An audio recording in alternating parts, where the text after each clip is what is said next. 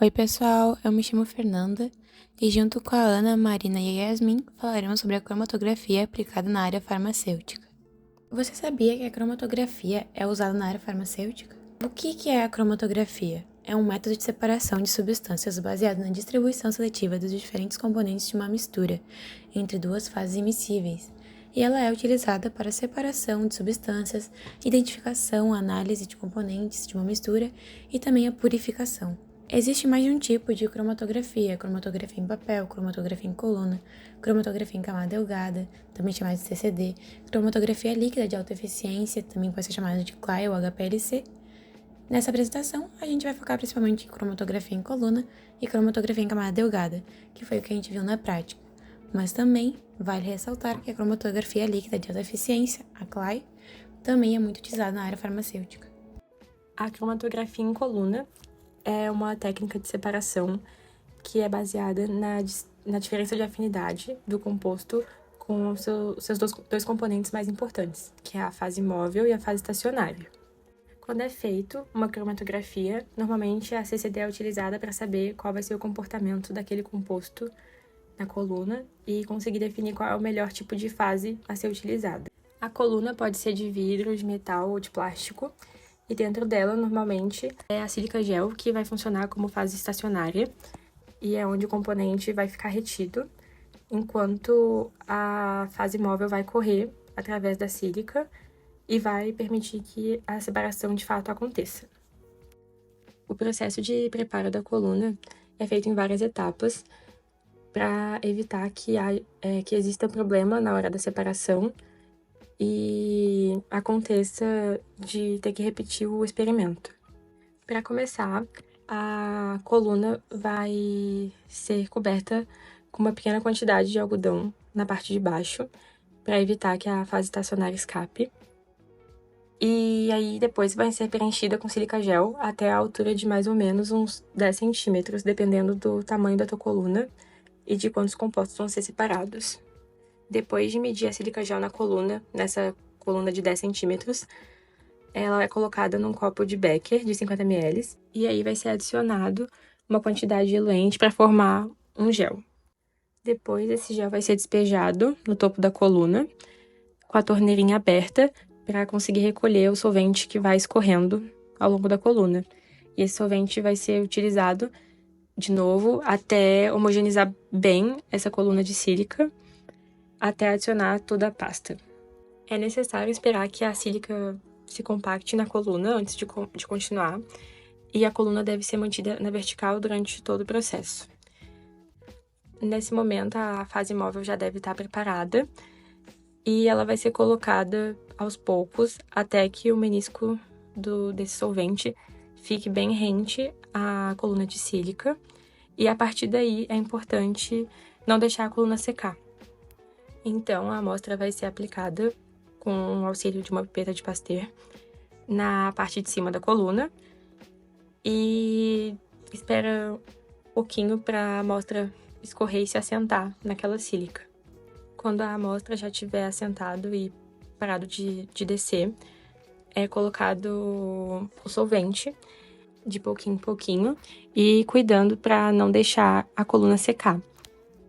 A partir daí, é necessário que fique observando a separação visualmente entre as manchas, e as frações vão sendo recolhidas normalmente em tubos de 80 ml, cada fração com mais ou menos 80 ml.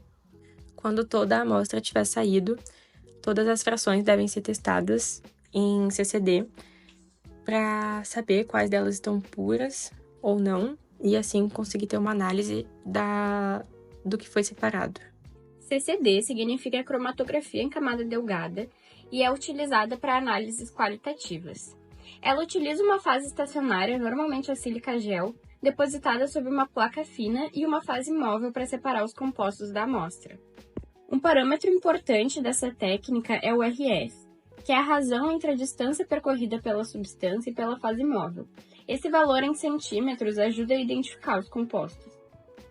A fase estacionária mais comum é a sílica gel, cuja característica principal é ter diversos sítios de ligação do hidrogênio, o que faz com que ela interaja mais ou menos com os compostos e assim separando-os.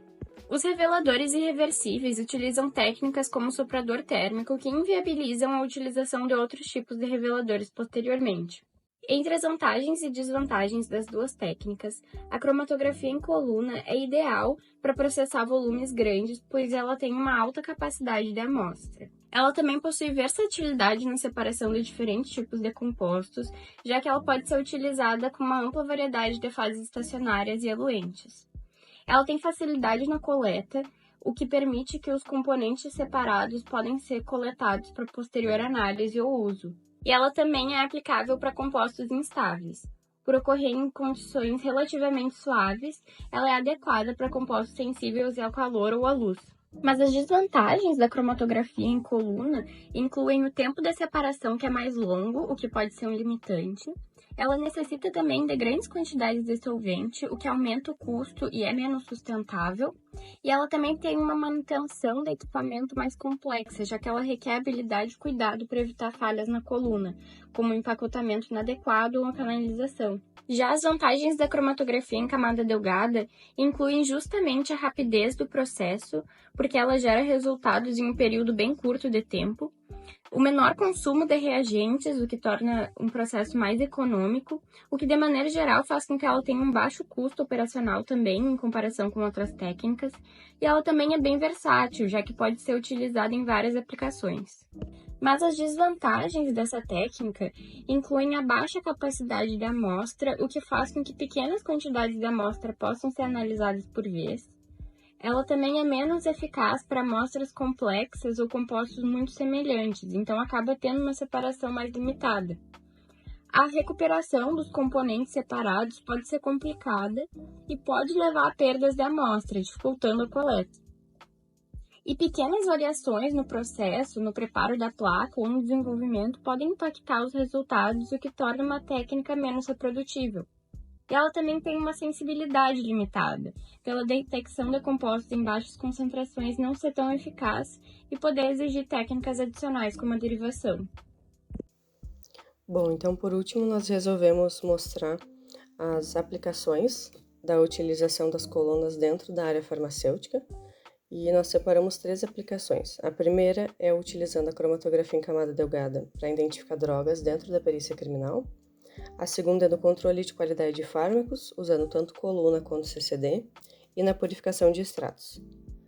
A primeira, então, nós utilizamos um relatório de iniciação científica de 2013, da Universidade Federal do Amazonas, e aqui eles fizeram uma análise qualitativa de cocaína em larvas de um tipo de mosca faringeira, que foram criadas em tecidos de coelhos intoxicados, utilizando a cromatografia em camada delgada. E o objetivo deles foi aplicar a CCD e fazendo análise dentro da área da entomotoxicologia. A entomotoxicologia é uma área relativamente nova dentro da entomologia forense e ela abrange a análise e identificação de xenobióticos em artrópodes, especialmente em larvas necróficas, e sua importância para a avaliação toxicológica das causas e circunstâncias da morte.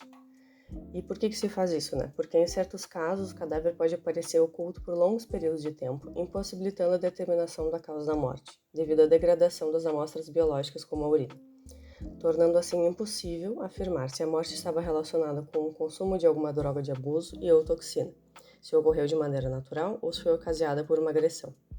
Então, levando em conta isso, essas técnicas novas para a causa-morte em cadáveres em estágio de putrefação avançado foram desenvolvidas e, nesse contexto, a entomotoxicologia forense ganhou bastante destaque, uma vez que utiliza insetos necrófagos, como aqui é o caso são as larvas, esse tipo de mosca faringeira. Ele identifica a causa-morte baseando-se no fato de que as larvas criadas dentro do tecido associam a seu metabolismo à composição todas as substâncias presentes no tecido, além de que estes são um analito abundante nas ocasiões de ocultamento de cadáver. E dentro do projeto, durante a realização deles, não foi possível estabelecer culturas correspondentes a larvas da espécie ali que eles tinham citado primeiro, foi usada outras larvas que eles descreveram ali ao longo do relatório. E essas larvas eles foram criadas em tecidos inoculados com 2 diferentes concentrações dessa droga, visando a utilização dessa técnica em análises criminais, relacionadas a cadáveres em estágio avançado de putrefação. e o tecido dos coelhos já haviam sido inoculados com concentrações diferentes.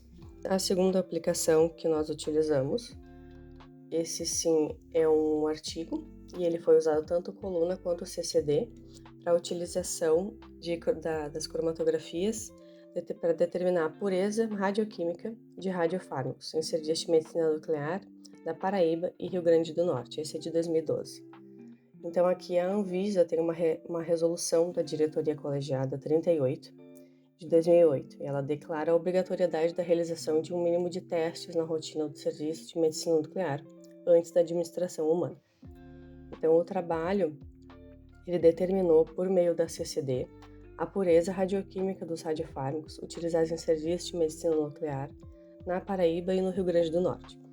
E os resultados eles demonstraram que a utilização da cromatografia em camada delgada como padrão na rotina de serviço de medicina nuclear é sim possível e fornece dados importantes para a avaliação da pureza radioquímica, possibilitando a exclusão de um radiofármaco mal marcado.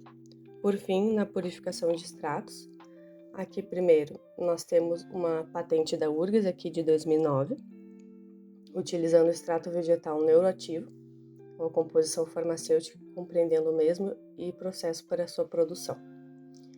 E o extrato ele apresenta ação farmacológica em doenças psiquiátricas, como distúrbio de humor, especialmente atividade antidepressiva. E aqui o extrato mais utilizado nessa patente foi o Hypericum polyanthum, que é aqui nativa do Rio Grande do Sul, e a purificação dos compostos presentes em cada extrato é realizada por qualquer método de purificação já usado no estado da técnica, tanto como a cromatografia em camada delgada, quanto a em coluna e entre outros. E por fim, esse último aqui é a purificação do extrato metanólico de Citrus limonum para teste de atividade.